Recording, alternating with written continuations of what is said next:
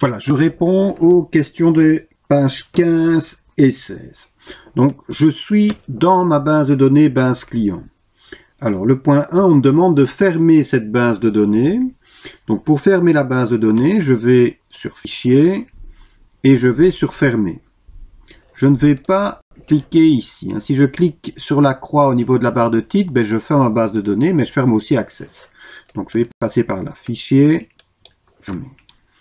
Donc, ma base est fermée. Point 2, on me demande de créer une nouvelle base de données. Son nom sera Librairie du coin. Donc, je crée une nouvelle base de données. Alors, ce que je peux faire, c'est, comme dans Word, comme dans Excel, cliquer sur le bouton Nouveau de ma barre d'outils Accès rapide, ou le raccourci clavier CTRL plus N, ou bien aller dans Fichier, Nouveau, Base de données vide, et c'est là que je vais nommer ma base de données. Donc ma base de données ici, je dois l'appeler Librairie du coin. Je vais rajouter mon prénom comme pour l'autre.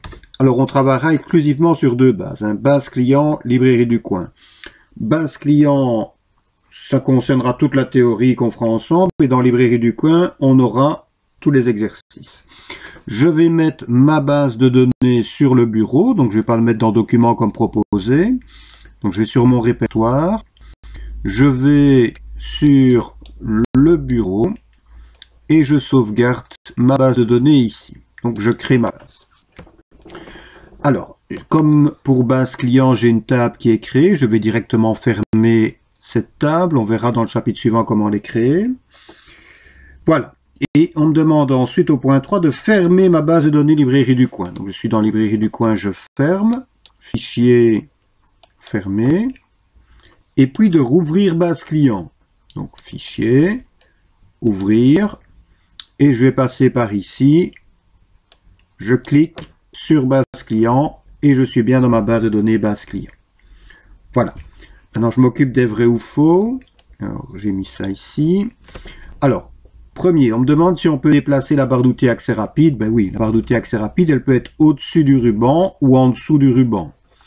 Deuxième question, la barre de titre affiche le nom de l'objet sélectionné. Non, la barre de titre, elle affiche simplement le nom de la base de données dans laquelle on se trouve.